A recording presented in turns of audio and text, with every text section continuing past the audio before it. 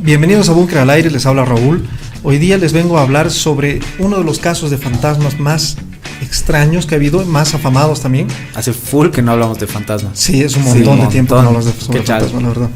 Pero hoy les hablo del misterio del fantasma de Battersea, que es una historia sobre apariciones de fantasmas. O sea, aparecían los fantasmas, movían objetos, había mucho poltergeist y demás, que ha sido tan importante que de hecho en Inglaterra, esto ha sucedido en Inglaterra, se ha llegado a discutir este fenómeno en el Parlamento británico.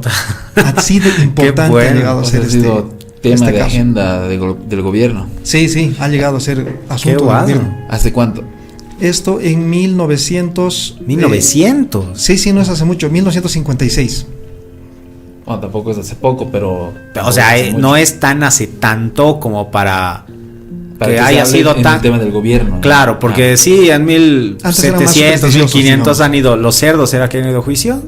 ¿Habíamos hablado de eso? Sí, claro. Que no, pasaban cosas raras, digamos, pero 1950 es. No, sí, la verdad. Llama la atención. Ya, es interesante porque en Battersea era un vecindario en el sur de la capital británica, en Londres. De hecho, la casa es el número 63 de Wycliffe Road, que es el escenario de una de las historias de fantasmas, como les digo, más inquietantes que yo haya escuchado al menos. Todo este fenómeno que les cuento se ha extendido por un periodo de 12 años, o sea, ha sido larguísimo. Y en su apogeo, como les decía, se convirtió en una importante noticia a nivel nacional en Inglaterra. Incluso en otros países en Europa también la comentaban. Llevaba titulares de periódicos sobre los ruidos extraños, objetos voladores, exorcismos, visiones fantasmales, comunicación con los fantasmas y demás. Tiene de todo, la verdad, esto. Sí. Fue de hecho tan grande el impacto que tuvo esta historia que hubo intentos de contactar al poltergeist en televisión en horario en vivo. Mientras las televisiones estaban en programas en vivo, intentaban contactarse con estos fantasmas, en horarios estelares obviamente, porque, como les decía, de hecho, esto fue discutido por el ministro del Interior de la Cámara de los Comunes, que en Inglaterra eso es el Parlamento de la Cámara Baja. Y fue, como les digo... O sea, eso es como... Era tan presente la energía que se podía hacer casi una comunicación abierta, vamos a decir. De hecho, se buscaba hacer una comunicación abierta. Uno de los testigos... Pero vamos a escuchar historias de fantasmas en antiguas casas señoriales o monasterios y castillos en ruinas, pero en un contexto urbano o suburbano los eventos inexplicables se sienten mucho más cercanos. La casa encantada se parece a cualquiera de otras casas, a la tuya o a la mía. Las personas afectadas no son diferentes a nosotros. Eso decía un testigo que también era investigador. Todo este relato de Battersea, que de hecho ahora Battersea está bastante aburguesada, esa zona de Londres.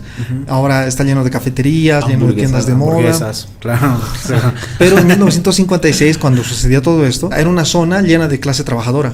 O sea, prácticamente era pobre el barrio. Claro, la clase trabajadora de aquel entonces. Exactamente. Era pobre. Y en esa casa vivía la familia Hitchens. El papá, que se llamaba Wally, tenía 40 y tantos años, era un hombre alto y delgado que conducía trenes en el metro de Londres. Su esposa se llamaba Kitty, que era un poco mayor que él y era empleada de oficina. Su hija Shirley tenía 15 años, estaba a punto de comenzar la escuela de arte y trabajaba a tiempo parcial como costurera en una tienda. En la tienda Selfridges se llamaba. Fue en esta su hija en la que la extraña actividad de la casa parecía centrarse, parecía que como que a la que más por decir, atacaba era a ella. Y bueno, obviamente los intereses de los medios se centraban también en ella, porque ella era el centro de todo esto, como les digo, una niña de 15 años. Ella decía, la gente piensa que lo que se siente por las apariciones es lo mismo que en una montaña rusa o una película de terror, pero eso son tonterías.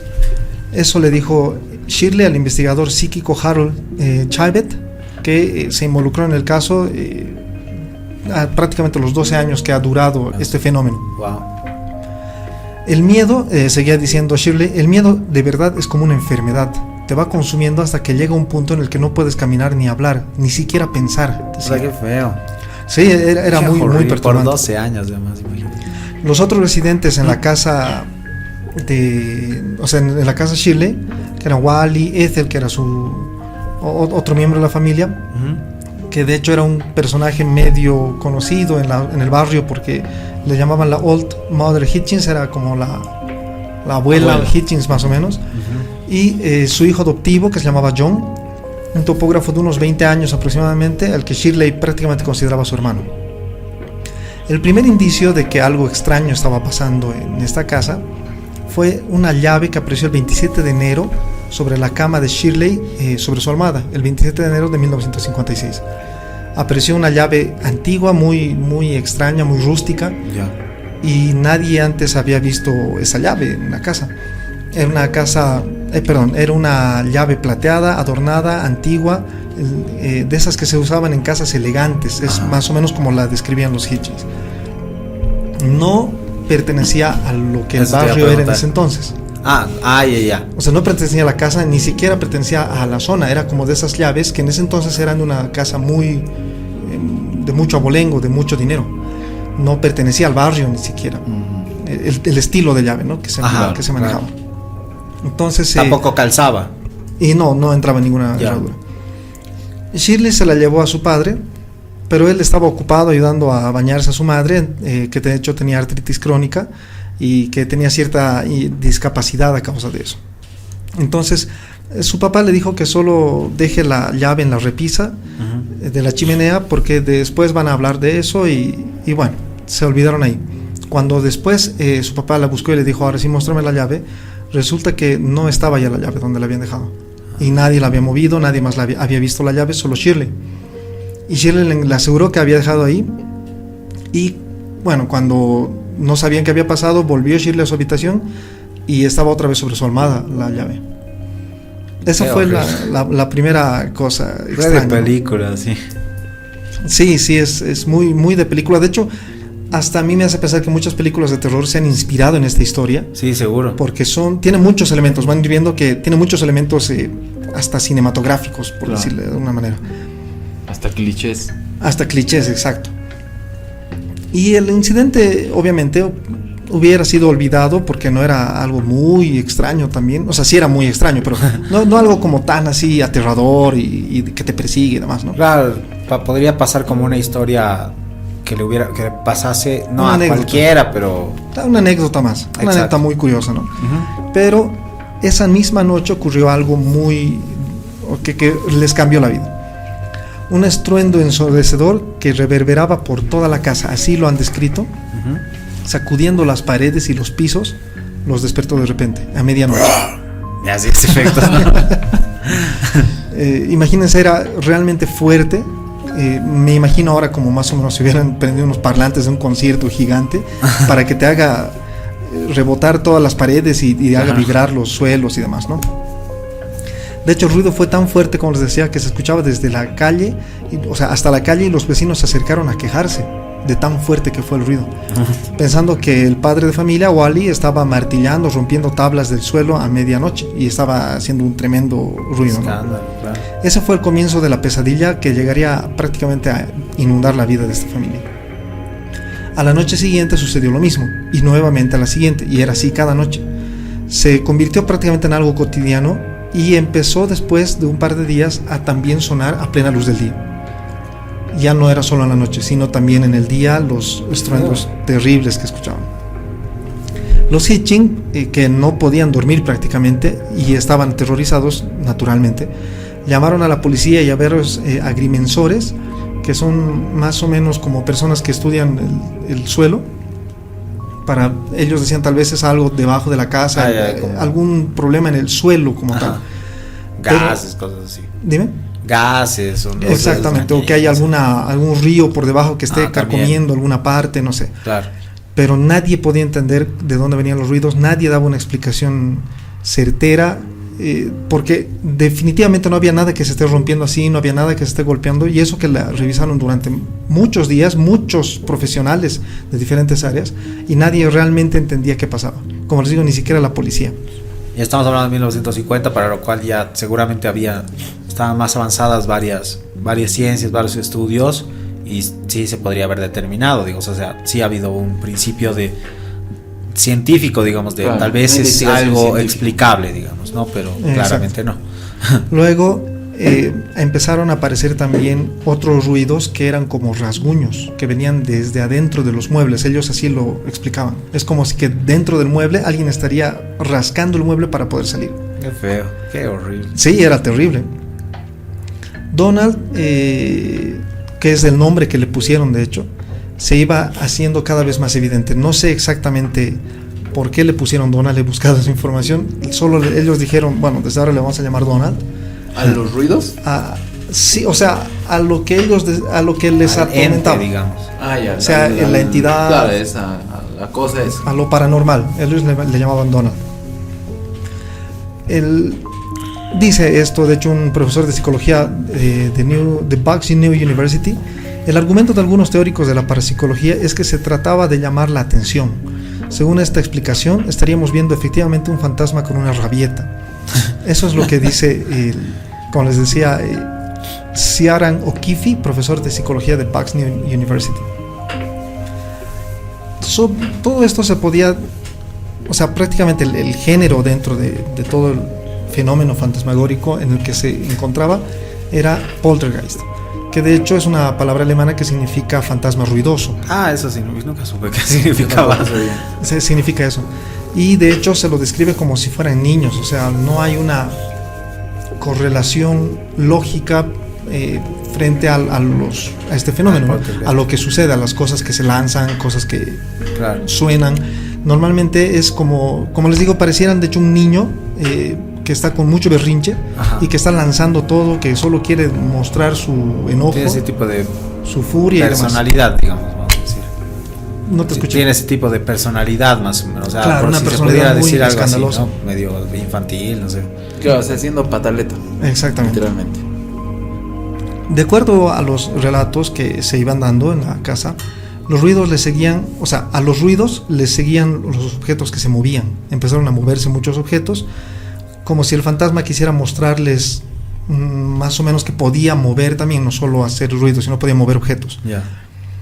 De hecho, Shirley, que 65 años más tarde recién contó la historia, recién se animó ella a dar más entrevistas y demás, decía: fue horrendo, no quisiera revivirlo.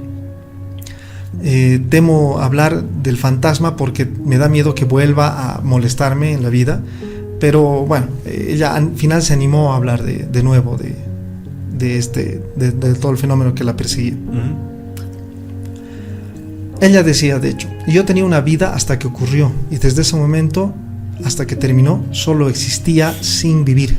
Qué feo, pobrecita. Sí, por 12 años. Dice ella otra vez, era como si hubiera una presencia observándome todo el tiempo. ¿Cuántos años tenía ella cuando comenzó esto? 15. Y la persiguió hasta sus 27. 12 años. 27. Cierto. Y bueno,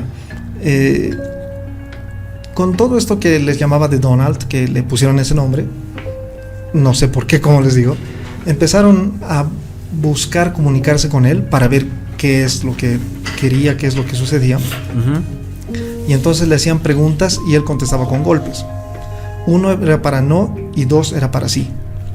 Y empezaron a hacerle ese tipo de preguntas. No encontré exactamente qué tipo de preguntas le hacían, pero ya empezó a haber una especie de comunicación con él, con la entidad. Shirley recuerda que después de 3 semanas de los ruidos fuertes empezaron, como les decía, a moverse algunos objetos, entre ellos ollas, sartenes, que estaban sobre la estufa, sobre la cocina, y salían, o sea, se elevaban flotando, así tal cual como una película de terror. De hecho, los sartenes de lo que estaban flotando atravesaban la habitación, salían de la cocina flotando. De pronto empezaban a acelerar, el movimiento empezaba a acelerarse y buscaba chocar contra las personas. De hecho, algunas veces los ha lastimado con los sartenes y las ollas. La familia tenía que esquivar prácticamente los objetos, porque no era solo que como que agarraba y salía volando, sino te perseguía el objeto. Qué pesado, qué fastidioso. Muy, muy fregado. A veces dicen de que solo flotaban y de repente se desplomaban, y otras veces solo la lanzaba contra la pared, como si no quisiera darles a ellos, pero lanzarla contra la pared. Para los que estén leyendo Harry Potter ahora ya entiendo por qué Peeves es así como es. Es un personaje que supuestamente es un poltergeist que vive en el colegio y es igual así fastidioso, todo el tiempo está molestando y lanzando cosas y todo. Bueno, sí, así. Un nerd.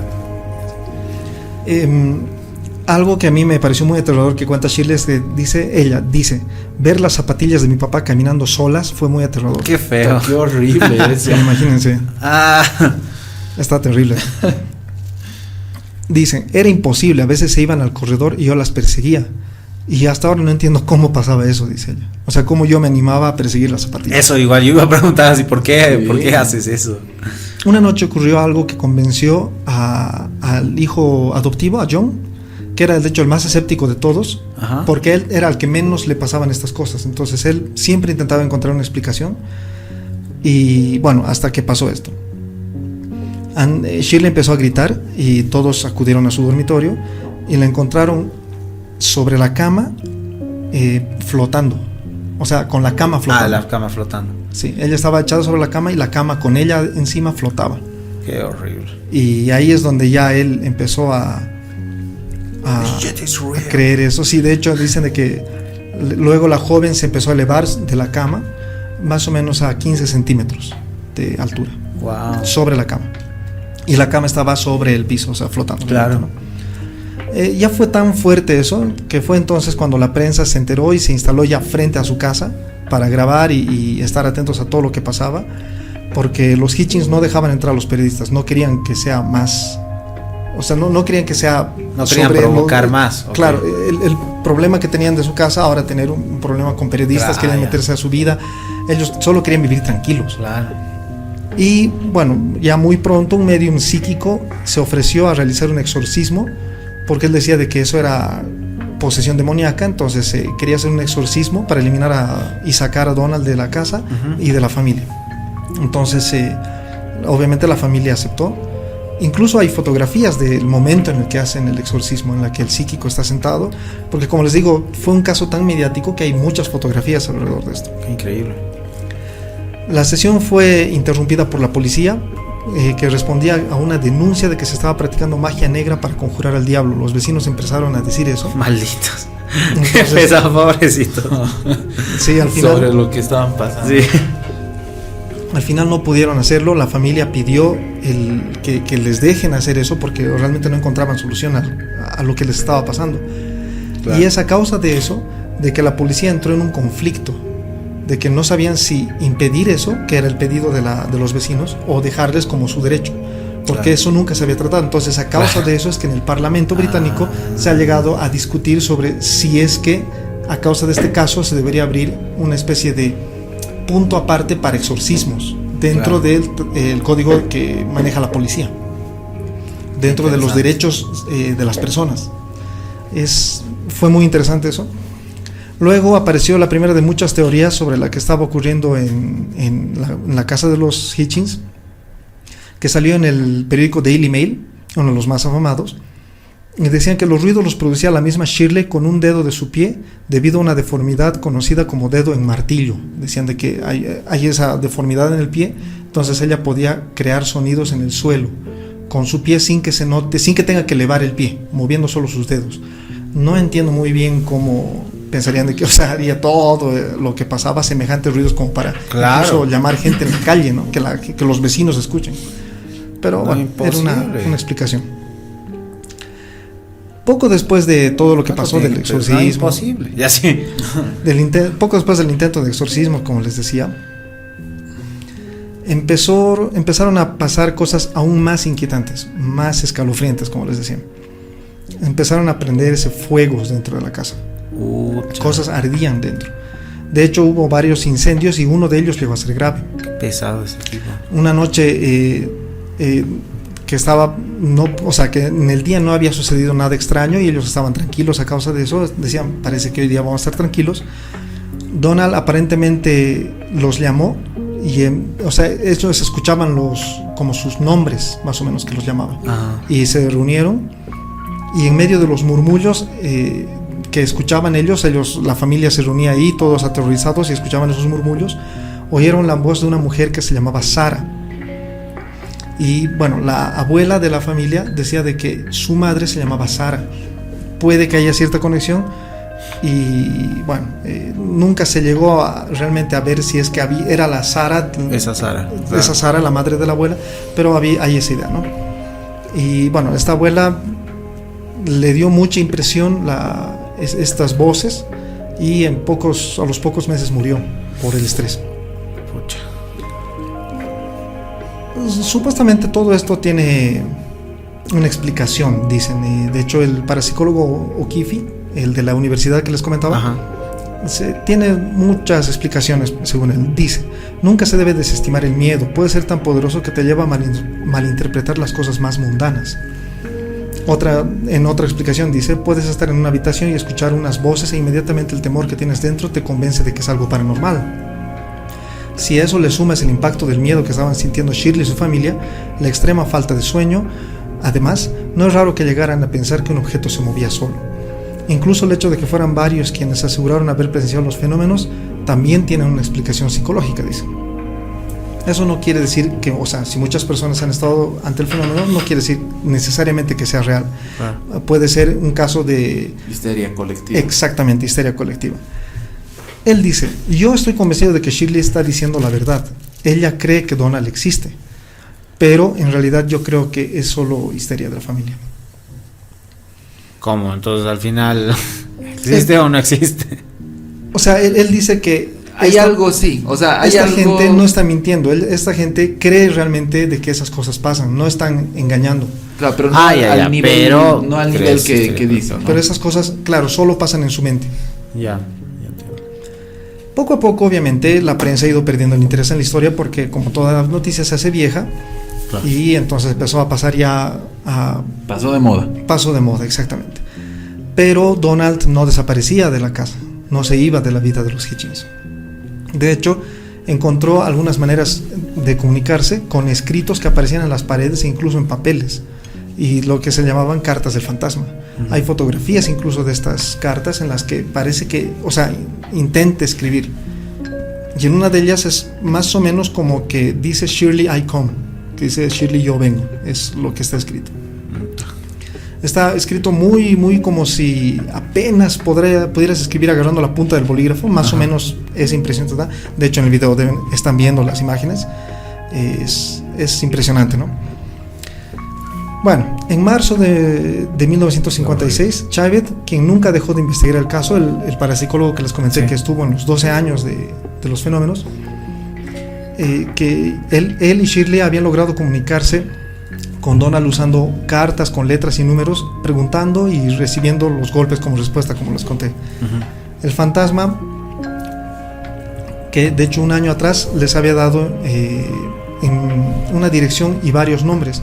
De hecho les dio un número que es una fecha, 1720 les dijo. No entiendo exactamente por qué, pero les dio esa fecha, 1720. ¿Y una dirección, dices? Nombres y dio una dirección. Ya. Nos vas a contar de la dirección, me imagino. Sí, aquí viene. Y esto se remonta a varias cosas, porque a pocas décadas del periodo de gloria del espiritualismo, cuentan los médiums que eran tratados como estrellas en ese entonces, en 1720. Los médiums eran muy famosos en ese momento. Y en un mundo que estaba recuperando recién, o sea, ya hablando de Chile en este caso, recuperando la Segunda Guerra Mundial, muchos deseaban creer de que los muertos seguían presentes.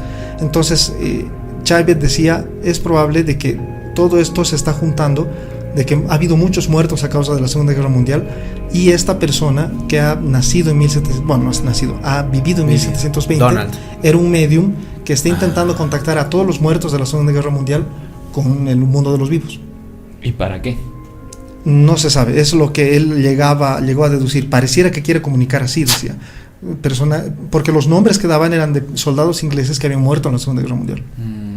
Las direcciones que daban eran las direcciones en las que estos soldados murieron. Y 1720 parece ser era la época en la que este fantasma Donald vivía, estuvo vivo. Puta. Es muy, muy loco. Como les digo, este caso es realmente impresionante. Debe haber película, me imagino. Deberían hacerlo una. ¿Has visto Los Otros? ¿Han visto Los Otros? Sí. Me recuerda esa película. Qué buena película que es. Dentro de... Me he olvidado todavía hacer la tabla de películas de Búnker. Se lo voy a hacer, se lo debo al público conocedor. Ya. Dentro de la investigación también saltaron algunos otros detalles en los que después, con el tiempo, con las cosas que le seguían preguntando a Donald, dijeron de que no era cualquier medium, llegaron a pensar de que no era cualquier medium, sino que Donald, incluso llegaron a tener la idea de que era Luis XVII, el príncipe perdido, heredero al trono de Francia, el hijo menor de los reyes guillotinados Luis XVI y María Antonieta. Es algunos datos que Chaivet, el investigador, logró juntar y más o menos que le dio esta idea, esta teoría. Desde ese entonces, Chaivet se obsesionó profundamente con este fenómeno y prácticamente todo el tiempo iba tratando de probar su teoría, intentando hablar cada vez más con el fantasma. Entre tanto, los Hitchens, que seguían siendo aterrorizados por Donald, estaban convencidos de que todo eso obviamente era real, de que no estaba pasando en sus cabezas. La sala de esta casa prácticamente se convirtió en la habitación de Donald, en la que encontraban las muñecas de Shirley sentadas en círculo, y en las noches lo escuchaban tamborileando al ritmo de la música de la televisión. Maldito. Prendía la televisión, horrible. Y él golpeaba las uñas mientras veía con la música de la televisión, ¿no? Mientras escuchaba lo que salía. Entonces era ahí donde dejaba sus cartas, estas cartas que les conté que él escribía, indicando desde cómo debían vestirse Shirley hasta mensajes para estrellas de cine que a él le gustaban.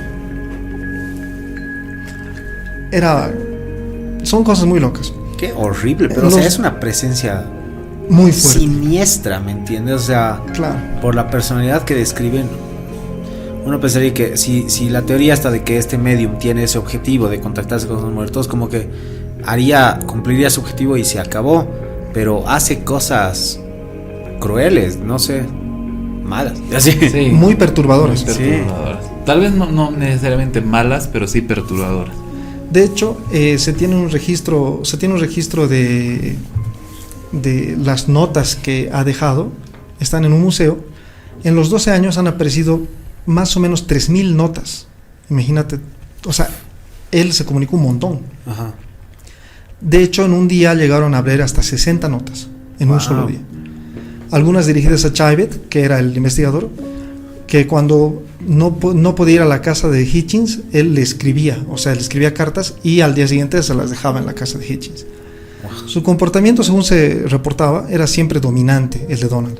Si no le gustaba lo que estaba por suceder, como que Shirley estuviera planificando empezar a trabajar, se comportaba de forma violenta. Parecía que estaba enamorado de Shirley. Eso también Donald. A mí me daría. Y claro, y eso a ella obviamente la perturbaba demasiado. Pero enamorado ya a un nivel mal, ¿no? Así, claro, un nivel obsesionado, un psicópata obsesionado. Que se tenía que poner para vestir así enfermito. Sí. Y si empezaba a hacer planes que no le gustaban, se comportaba de forma violenta. Loco. Y lanzaba cosas en la casa y todo.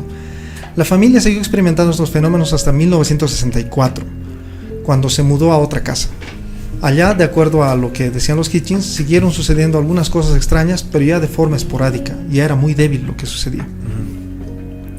Todos decían de que ya había pasado lo que el grave problema, y de hecho a Shirley le empezaron a decir la niña poltergeist en los medios. Qué malditos muchachos. Sí. Qué pobre familia, man. De hecho, Shirley llega a decir: pensé que incluso era mi culpa, que había algo malo en mí.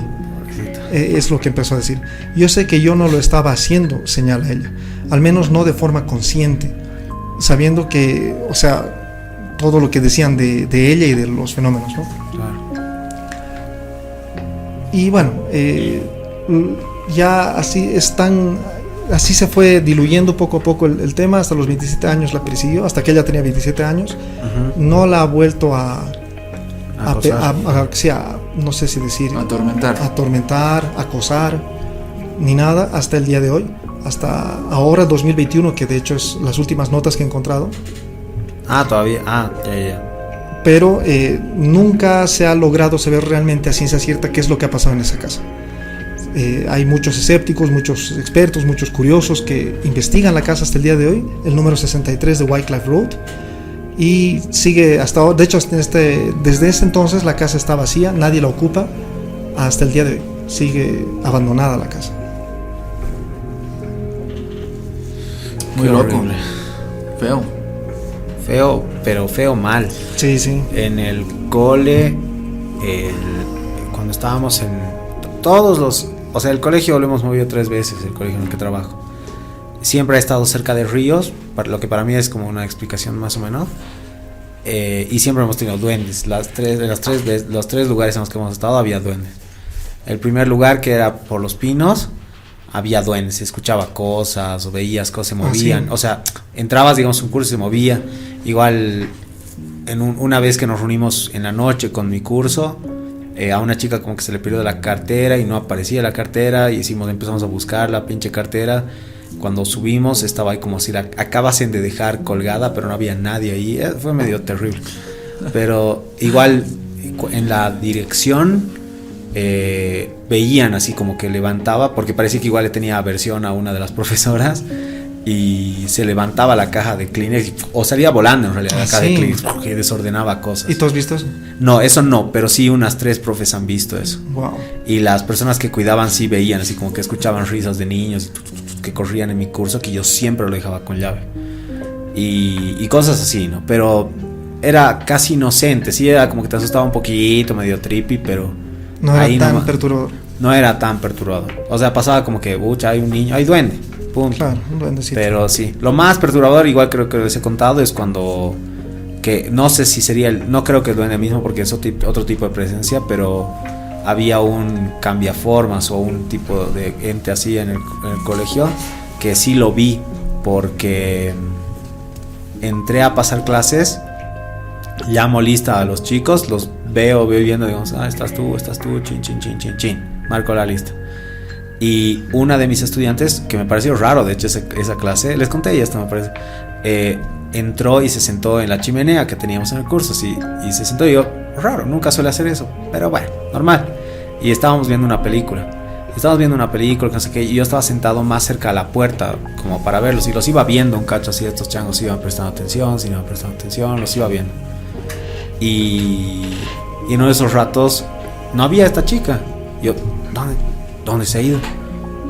Y preguntándome yo, no ha salido. Pues yo me habría pedido permiso para ir al baño, no sé qué. Y les pregunto a los chicos, che, ¿y la Alison? Me dicen, no ha venido. No ha venido, les digo, ¿cómo no ha venido? ¿Ha salido? No ha venido, hoy día no ha venido, ha pedido permiso. Ha venido, les digo, yo le he visto así, y veo mi lista y le he marcado y le he visto así, como te estoy viendo a ti. Así, y así una persona, y estaba sentada ahí y desapareció. Y dicen que sí, justamente este bicho, o sea, parecía, porque esa chimenea justo conectaba con lo que era dirección arriba, entonces me imagino que se movía ahí raro. Eso ha sido lo más raro que he visto, sí. Sí, pero siempre hemos tenido ese tipo de entes en el cole. Igual ahora que está en Achumani, igual hay, así se siente, no tan fuerte como en los otros lugares, pero igual, medio rarito. Pero no, este tipo es maldito de Donald, así, mala onda. Sí, ya era otro nivel. Feo. Lo que yo no entiendo es por qué no se van de la casa al principio. Al principio, sí. Decían de que eran muy pobres como para conseguir otra casa, pero sí, yo también es algo que siempre me he preguntado, de todos estos fenómenos, la gente se queda a vivir ahí mucho tiempo. Yo salgo a la primera. O sea, ya la primera. Dejas tus cosas, incluso, y que vaya a recoger a alguien más. Así. Sí, o sea, que tantas veces vaya pasando y sigas, y pasen los años y sigas, no sé, a mí no me cuadra. Preferiría vivir, no sé, en una plaza. Debajo de un puente o algo así. Bueno, y al final nunca, digamos, de las direcciones que les dio, una de estas, nunca encontraron si la llave entraba en una de esas direcciones. Mira que no vi nada parecido y no mencionaba nada en los informes que vi.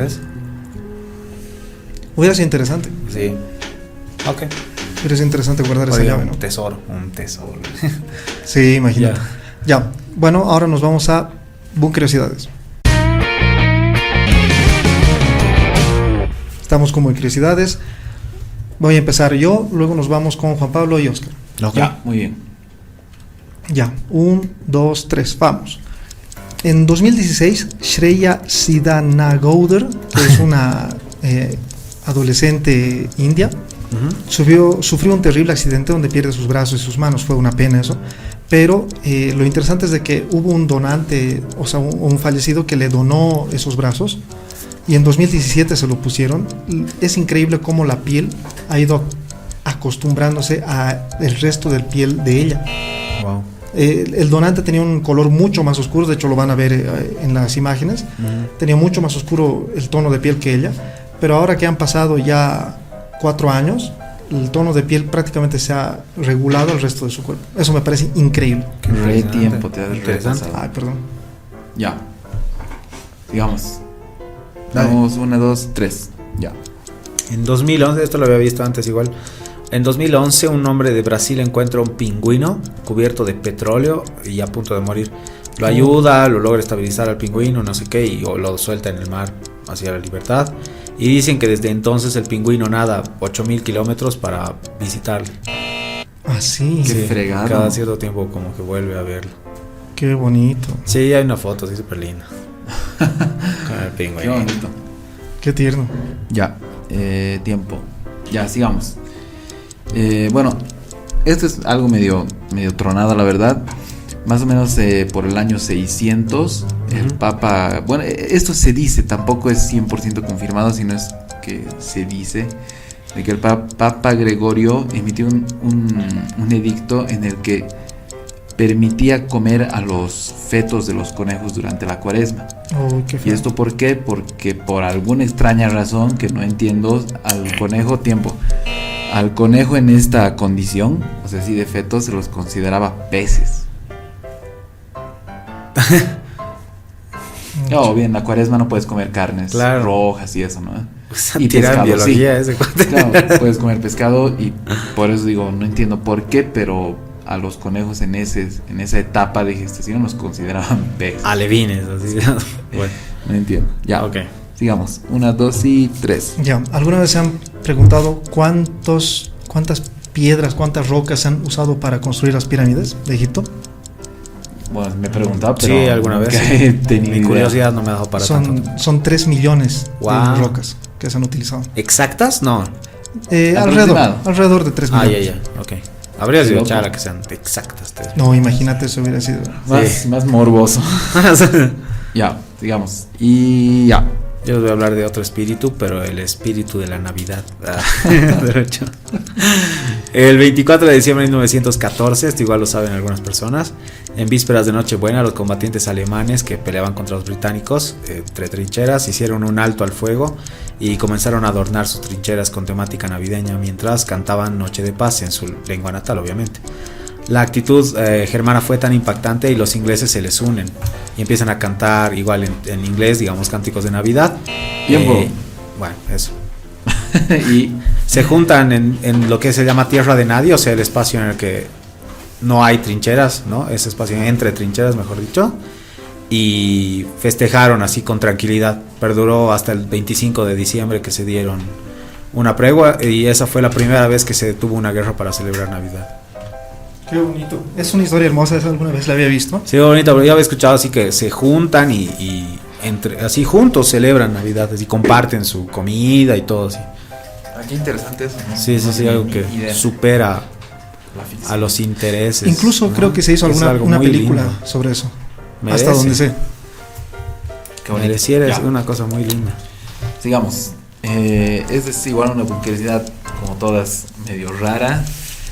Tal vez ya algunos la conocen, pero Elon Musk, todos sabemos quién es ese tipo. No. Vive en una... O sea, la casa en la que vive es de apenas 35 metros cuadrados. Es súper pequeña. Sí. ¿En serio? Sí, en serio. O sea, ha decidido vender todo e irse a vivir a un lugar un departamento que es de 35 metros cuadrados. Pensé que al tipo le gustaba tener mucho espacio. Truchas. O sea, de hecho vive ahí cerca de donde es SpaceX. Claro. No, Sí, y de hecho ni siquiera sí, es dice su que casa. ese tipo no duerme casi nada, ¿no? Sí. Que trabaja 24/7, es el diablo. ¿Sí? Trabaja 23 horas, pero... Trabaja 16 horas al día. Sí, está Pero el loquito. tipo, o sea, ni siquiera es su casa, sino que la alquila a SpaceX. Ah, sí. Sí.